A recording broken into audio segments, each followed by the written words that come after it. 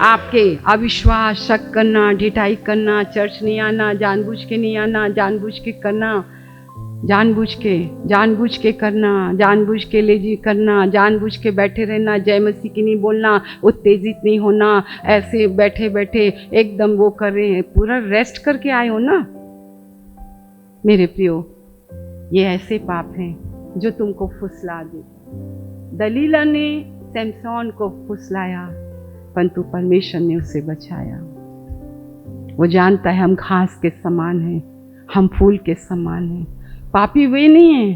तेरे बल का भेद बता, तेरे बल का भेद बता, तेरा भेद बता, तेरा भेद बता, तू बता। मेरे को प्यार नहीं करता, मैं इधर मुँह करूँ ना। हाय है उस स्त्री पर जो एक अभिषिक्त इंसान को, जिसने अपने ऐसे पने से अपने अभिषिक्त जन के भेद को लेकर उसको पलिश्तियों के हाथ भेज दिया। यहाँ खड़ा होना ना मामूली बात नहीं है। शैतान तुम्हारे पीछे पड़ जाएगा, तुम्हारी वाइफ के द्वारा ही। आप कभी ऐसा देखते हैं तो हम आपके लिए निवेदन करते, तो क्या हम शत्रु हैं आपके? मैं आपकी दुश्मन हूं? मेरा चीखना आपके लिए नाजायज है? क्योंकि आप नहीं समझ रहे हैं ना, आप इसके पीछे नहीं समझ रहे हैं, परंतु बुद्धि का वरदान इस बात को समझता है। तुम्हारे सामने जब ठुनुक कर चलती है ना, रास्ता बदल लो, क्योंकि तुम इक्लीसिया हो, तुम कलीसिया हो, तुम अलग किए गए लोग हो, तुम चुने गए लोग हो। चर्च के अंदर शादी और ब्याह के लिए नहीं है। जिसने अपना निज पुत्र दे दिया, क्या तुमने अपनी इच्छा, प्रभु की इच्छा को पूछा है? तुमने कभी परमेश्वर की इच्छा को पूछकर शादी की है?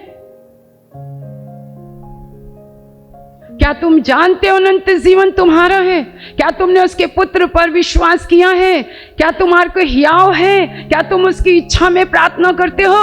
अगर ऐसा नहीं करते हो तो तुमको ऐसा पाप, तुम्हारे लिए निवेदन किया जाएगा कि तुम मृत्यु से बचे रहो।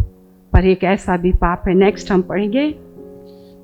पाप ऐसा भी होता है जिसका फल मृत्यु है।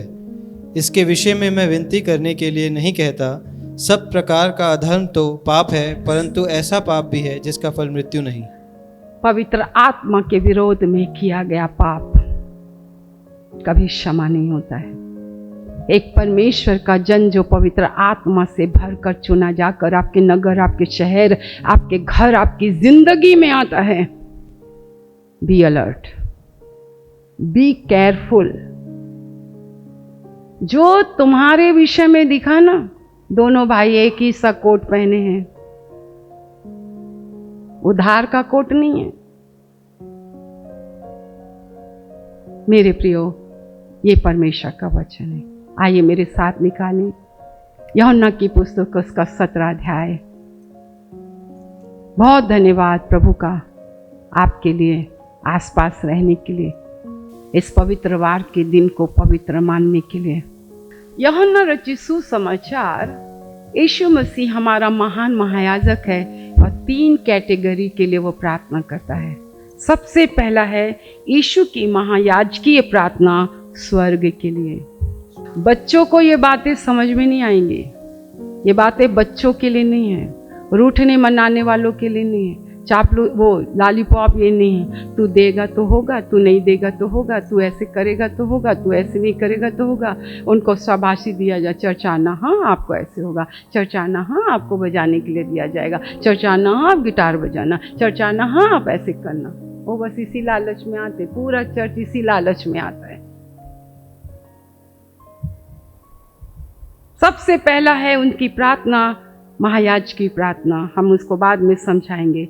दूसरे प्रार्थना वो करता अपने चेलों के लिए, ये भी कैटेगरी है। और तीसरी प्रार्थना है सभी विश्वासियों के लिए। आप किस कैटेगरी में हैं? यहां पर परमेश्वर ने मुझे आपको चेला बनाने के लिए भेजा है। वो तो सब चीजें, शादी ब्याह ये वो, ये सब अलग की बातें हैं, पर क्या तुम यीशु मसीह के चेले हो? चेलों के लिए अलग शिक्षा है, स्वर्ग के लिए अलग प्रार्थना है और सभी विश्वासियों के लिए एक अलग प्रार्थना है।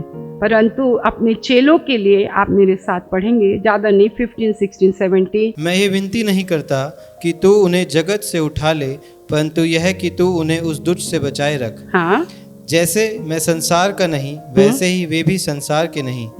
सत्य के द्वारा उन्हें पवित्र कर, तेरा वचन सत्य है। बस सत्य के द्वारा उन्हें पवित्र कर, क्योंकि तेरा वचन पवित्र है।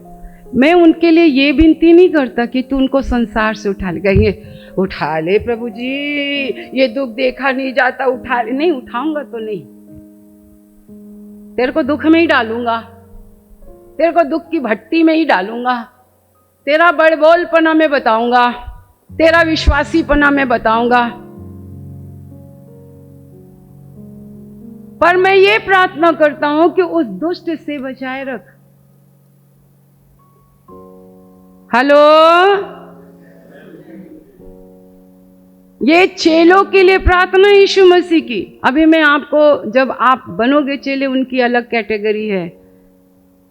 मैं ये विनती नहीं करता उनको संसार से उठा ले, पर ये विनती करता हूं कि उस दुष्ट से बचाए रख, क्योंकि तेरा वचन सत्य है। तू सत्य के द्वारा उन्हें पवित्र कर। चेलों को परमेश्वर सत्य के द्वारा पवित्र करता है। यूहन्ना 8:32 में लिखा है, सत्य को तुम जानोगे, यीशु मसीह को जानोगे, पुनरुत्थान को जानोगे, अनंत जीवन को जानोगे, क्रूस को जानोगे, लहू की सामर्थ को जानोगे, यीशु के नाम की सामर्थ को जानोगे, पवित्र आत्मा की सामर्थ को जानोगे। हमें हियाव होगा कि तुम उसकी इच्छा के अनुसार प्रार्थना करोगे। प्रभु आपको आशीष दे। Praise the lord. सत्य के द्वारा उन्हें पवित्र कर, क्योंकि तेरा वचन सत्य है। केवल एक ही सत्य है, वो है यीशु मसीह, जिसके मुंह से छल कपट की बात नहीं निकला। यीशु को जानते हो? जानते हो। कैसे हुआ? वो ना ऐसा हो गया, गुस्सा हूं मेरे से? नहीं तो बिल्कुल नहीं। जितना झूठ बोलोगे उतने आग के झील में जाओगे, जितना छिपाओगे उतने आग के झील में जाओगे, क्योंकि झूठ बोलने वाला परमेश्वर के राज्य में कभी प्रवेश नहीं करेगा। हम तो बिल्कुल क्लियर हैं, पसंद नहीं हो तो पसंद नहीं, खत्म। रिश्ता टूट गया तो टूट गया, खत्म। ये आप हो ना, ये उसका अनुग्रह है। अपने हाथों को उठाकर धन्यवाद। आप मर नहीं गए ना, आपके झूठ आपके ऊपर न्याय नहीं लाया ना, ये परमेश्वर का अनुग्रह है। ये सब उन लोगों के लिए है जो चिढ़ाए जाते हैं, गिराए जाते हैं, धक्का दिए जाते हैं। आपको नहीं पता, एक प्रचारक, एक पास्टर कैसे कैसे करके परमेश्वर उनको अजनबियों के बीच में भेजता है। का प्रेरित भेजे गए लोग होते हैं। पास्टर एक ऐसा चरवाहा होता है जो अपनी भेड़ों को रात दिन देखता है कि गलत ना खा ले। घर का अध्यक्ष होने के नाते रात और दिन हमको तुरही फूकने के लिए कहा जाता है, चिताने के लिए कहा जाता है, अलर्ट के लिए। जब बाढ़ आती है तो अलर्ट पहले होता है ना, समुद्र के किनारे। आपको परमेश्वर में बनाए रखने के लिए हम आपको जब ऐसा पाप करते देखते हैं, लापरवाही का पाप, एब्सेंट का पाप, है ना, भूल से किसी की बातों में, मैं उसकी बात में आ गया, मम्मी कोई बात नहीं बेटा, कोई बात नहीं, हम आपके लिए प्रार्थना करें। बताओ तुम्हारी सफलता का रहस्य क्या है? तुम क्यों चर्च जाते हो? तुम क्यों ऐसे करते हो? क्या मतलब है तुम्हारा? आज अगर हम हैं आपके पास तो सत्य के द्वारा पवित्र करने के लिए हैं। यहाँ औपचारिकता निभाने के लिए थोड़ी ना है, फॉर्मेलिटीज के लिए थोड़ी ना है। आप ये शब्द का मतलब है आइए ना पर मत आइए, खाइए ना पर मत खाइए, ले लीजिए ना पर मत लीजिए। लव जो है, प्यार जो है, वो आज्ञाकारिता है। बिना आज्ञाकारिता के नो लव। और जब हम अपने जीवन, अपने सब कुछ को देखते हैं, हमारी महत्वाकांक्षा ये है मैं एक स्वर्गीय महायाजक हूँ, मैं स्वर्ग के लिए, स्वर्गीय वस्त्र पहनने के लिए, मलमल के लिए हम इतनी मेहनत करते हैं। उपवास का मज़ा, उपवास का मज़ा, प्रार्थनाओं का मज़ा, वो हर चीज़ का मज़ा, इतना मज़ा, इतना मज़ा, इतना मतलब छोटे छोटे बच्चे होकर एक माँ की तरह सीने से लगाकर गोद में रखकर तुम्हें बुराई से बचाना, तुम्हें हर प्रकार की शिक्षा देना। आज जवान होकर मेरे जवान ऐसे थे।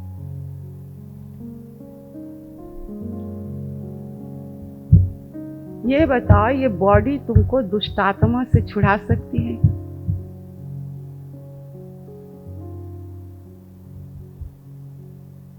इधर बताओ, सोने चांदी से पूरा पहन रखा है, ये तुमको दुष्ट आत्मा से छुड़ा सकती है क्या? और जब हम ये सब चीजें देखते हैं ना, आज की सुबह मैंने देखा कई लोगों को हफ्ते भर गायब रहते हैं।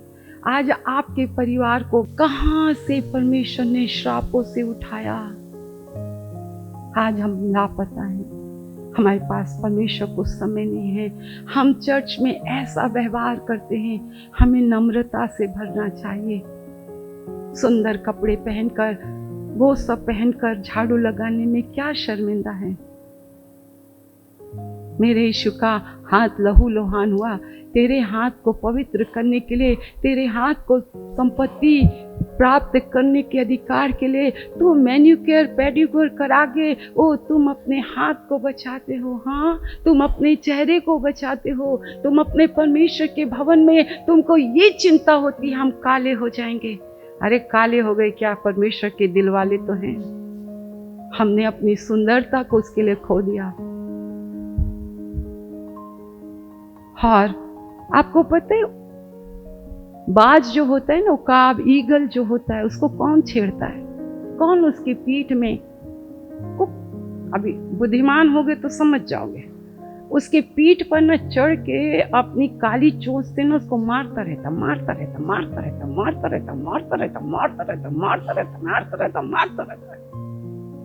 कौन है वो? कौवा। काले कौवे से डरियो।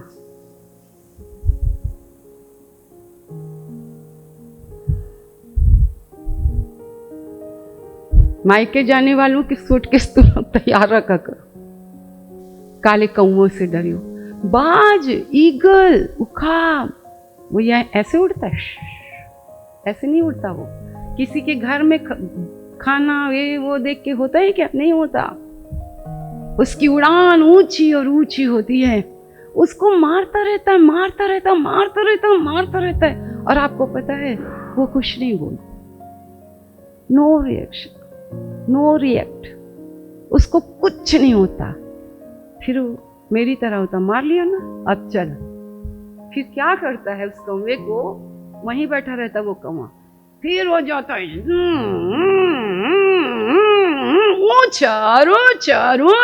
ऊंचा। अब इतने ऊंचे पर जाता है कि उसको सांस लेना, क्योंकि वो जितना ऊंचा जाता है हवा उतनी। अब ये जो होता है, ये क्या करता है? इसको सांस लेना बहुत मुश्किल हो जाता है। इतना मुश्किल हो जाता है कि वो विनती करने लगता है, मौत के लिए है, पर उकाब तू उसकी पीठ को चाहे तू कितना भी घायल करो। मेरे स्वर्गीय महायाजक को, उसकी पवित्र आत्मा को, उनके लोगों को तुम उनकी पीठ पर चढ़कर, उनके सर पर चढ़कर अपने विचार, अपनी बदतमीजी, अपने बैड बिहेवियर, आपकी उदासीनता, आपका कितना भी तुम उसके पीठ में, तुम, तुम्हारे बच्चे, तुम, तुम्हारा खानदान, तुम्हारे एटीट्यूड कुछ भी करे,